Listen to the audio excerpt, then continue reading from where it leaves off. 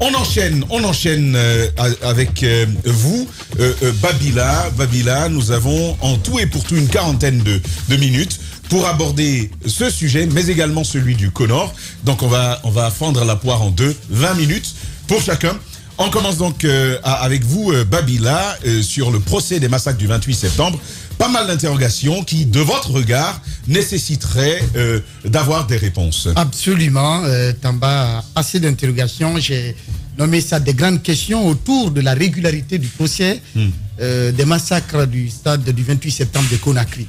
Alors, pour commencer, vous le savez, dans le cadre de ce procès, il y a 15 personnes, 15 anciens dignitaires du CNDD, du capitaine Dadis qui ont été inculpés. Les grands noms, vous les savez, vous les connaissez très bien, qui défilent maintenant même devant le tribunal. Et pour aider à la manifestation de la vérité, je fais un rappel, à l'époque, au lendemain de ces événements tragiques au stade de Conakry, Dadis lui-même avait lancé un appel à la communauté internationale sous l'égide des Nations Unies pour l'ouverture, n'est-ce pas, d'une enquête internationale indépendante. À l'époque des faits, Tamba, souvenez-vous, le bilan qui avait été communiqué sur les antennes de la RTG à l'époque, c'était 37 morts. 37 morts, dont 4 béros rouges. 4 béros rouges et dont les corps avaient été transportés, selon nos informations, à la mosquée Faïsal de Conakry. D'accord. Donc, après cela, la deuxième phase de cette transition, c'est-à-dire après, n'est-ce pas, la tentative d'assassinat contre la personne du capitaine Dadis, avec l'avènement du général Sekouba Konaté, on a assisté, n'est-ce pas, à un changement de chiffres. De 37 morts, il nous a été communiqué qu'il y a eu 157 morts au stade.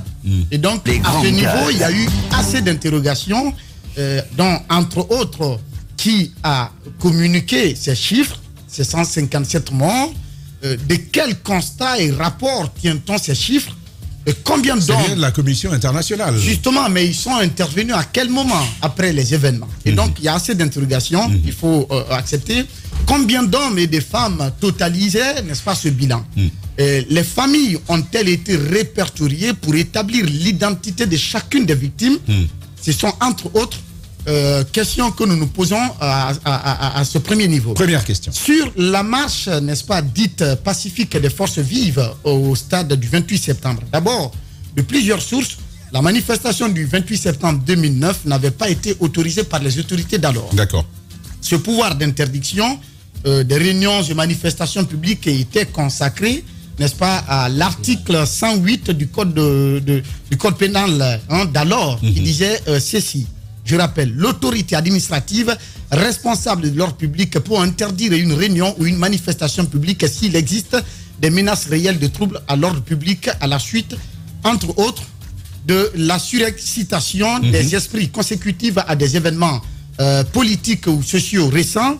Deuxièmement, de la prévision des manifestations concurrentes et concomitamment organisées par des groupements opposés. D'accord. Ensuite, selon les dispositions de l'article 107 du même code en vigueur à l'époque, la déclaration de réunion ou de manifestation publique devrait être indiquée, n'est-ce pas, avec précision, le but, l'heure, le lieu, la durée de la réunion ou l'itinéraire projeté s'il s'agissait d'un défilé ou d'une marche quelconque.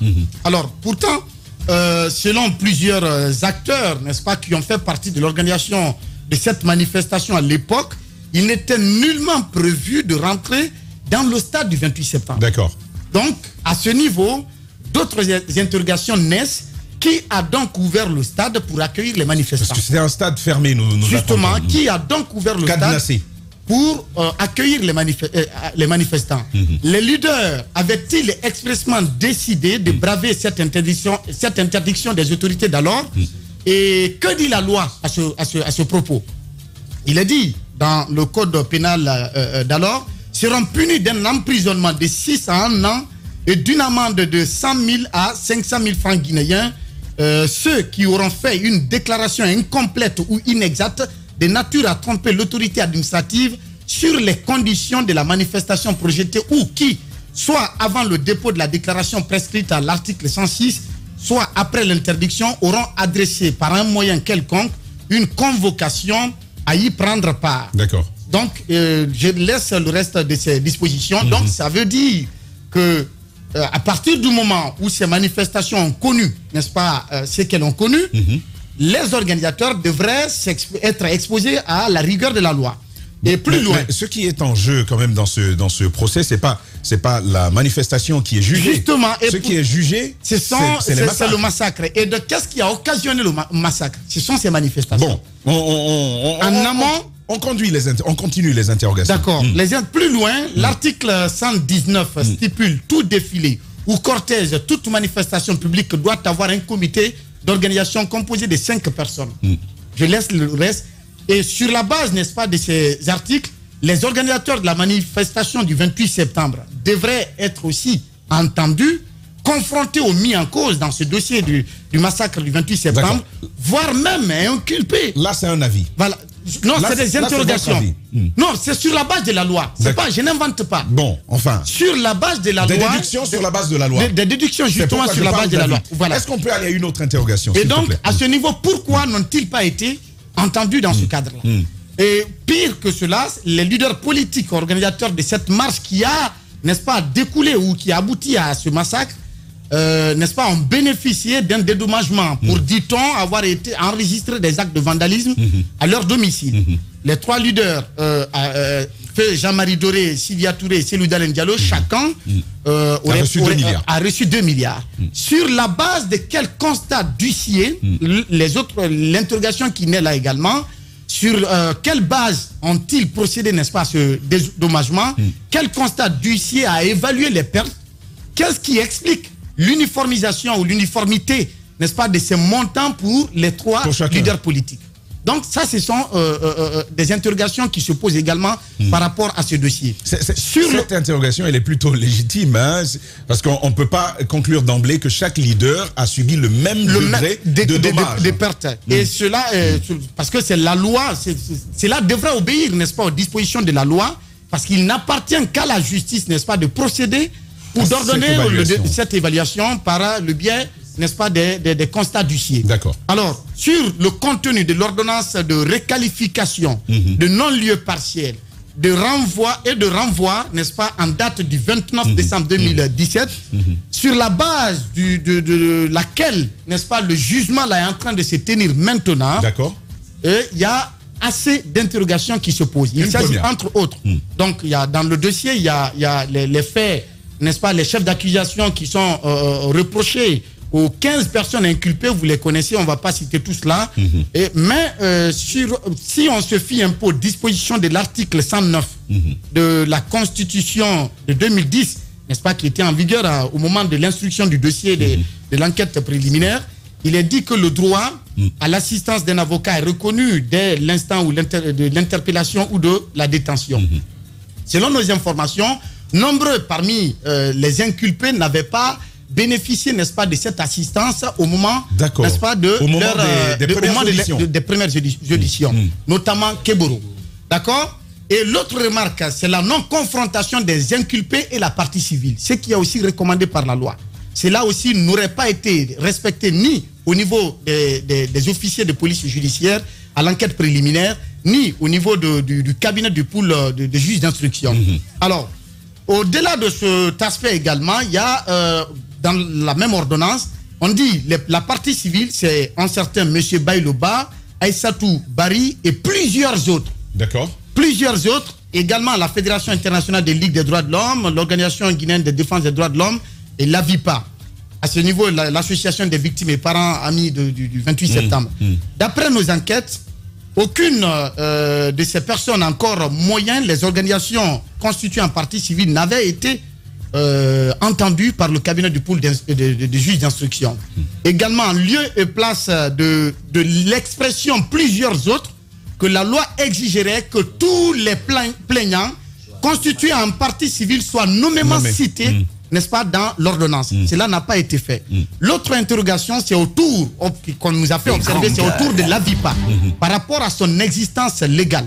Et d'après nos enquêtes auprès du CERPROMA, qui est le service auprès de... Je rappelle que vous y avez été. Hein. Justement, le CERPROMA qui relève du ministère de l'administration du territoire, qui est chargé, n'est-ce pas, de l'encadrement ONG et associations et mouvements associatifs, on n'a retrouvé aucune trace qui démontre l'existence légale de l'AVIPA. Donc, il faut avoir été... Pourtant, la loi dit, l'article 156 du nouveau code de procédure pénale qui est maintenant en vigueur, que toute association régulièrement agréée depuis au moins 5 ans, qui, par ses statuts, se propose de lutter contre les faits ci-après, peut exercer le droit reconnu à la partie civile. Donc, il y a les faits là, les faits, n'est-ce pas, de crimes qui sont dans ce procès sont justement énumérés à ce niveau. Donc, un minimum de 5 ans d'existence légale. Voilà.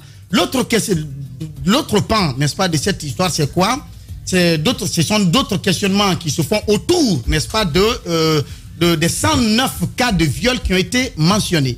Les certificats médicaux délivrés à cet effet auraient été établis par la clinique mère et enfant de Conakry et une autre clinique dakaroise.